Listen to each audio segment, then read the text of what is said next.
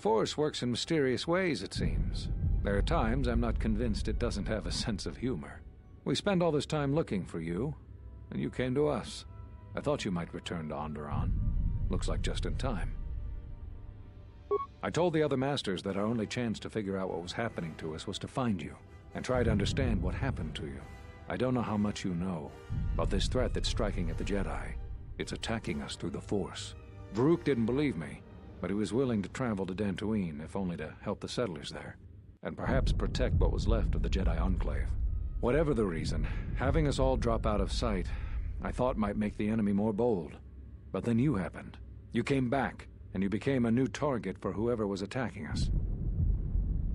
They were places touched by war, and we thought there was a chance you would return to these worlds, if only to try and make peace with what happened there during the war. But now the Sith have revealed themselves. That means the remaining Jedi will gather on Dantooine. From there, we can counterattack. Telos? But Telos was destroyed during the Jedi Civil War. I heard they're trying to rebuild. Atris? I thought Atris had gone to KOTOR. Too many Jedi have scattered. The Council needs to gather. We cannot remain concealed any longer. We knew that someone was preying on us, hunting us. Finally, the Jedi decided to take action, and called a secret conclave on KOTOR to decide what must be done. Before the meeting could even begin, all the Jedi on the planet were killed, along with the Miralukas and all other life on the planet.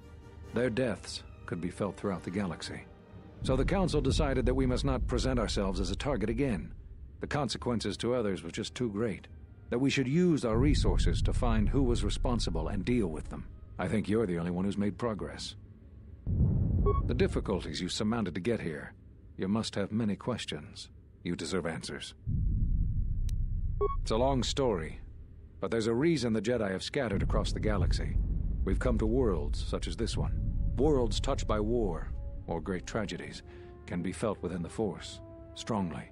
We thought that by traveling to such worlds, it would help conceal us from the eyes of the enemy, and they were places we thought we might find you. Whatever I can tell you, I will. Scattered, searching for you, going to places where they thought they might cross your path. You were our last hope. I think we all know that Varuk isn't easily swayed from his convictions, and his views on anyone who went to the Mandalorian Wars are low.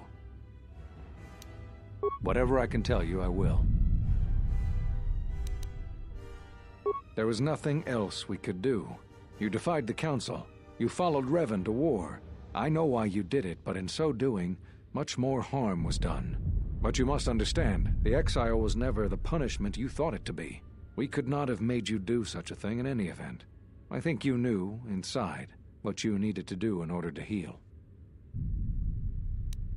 All those lives during the Mandalorian Wars, and all those you served beside. Too much death leaves echoes in the Force. It is the price for having such connections. I suspect that is why you chose to accept the Council's judgment, to wander beyond the Rim, and why you traveled with no one, and did not stay in any place too long. I have thought of you since your trial, and there are times when I wonder if being connected to the Force is always the gift it is believed to be.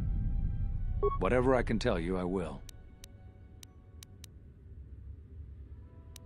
You always had deep connections to the Force. I'm glad to see that it is once again your ally. When I first sparred with you during your training as a Padawan, I could tell that you were different. And it wasn't just your strong connection to the Force. Whatever I can tell you, I will. So, you heard what we said. And these questions I cannot answer. This is something the Council must answer, not I. You must understand, this is hard for me, especially after all you've done, but it is necessary. Did you know that when I was training you, I considered making you my Padawan? I didn't.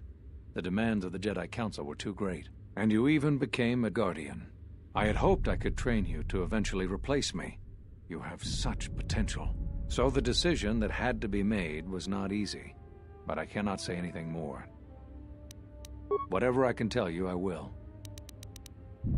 That sounds like the bond that often forms between master and apprentice, but to that degree? You always did form connections to others, strong ones, even when you were a student. But what you are describing is beyond me. I'm sure others in the Jedi Council would be able to assist you, if you could find them. There is something I would like to teach you. It is a technique which, I believe, will aid you in the trials ahead. There are times when you want to overwhelm a particular opponent quickly. For these situations, use the Juyo form. Do not get carried away using this form, particularly against Dark Jedi. The ferocity required to use this form leaves one vulnerable to enemy force powers.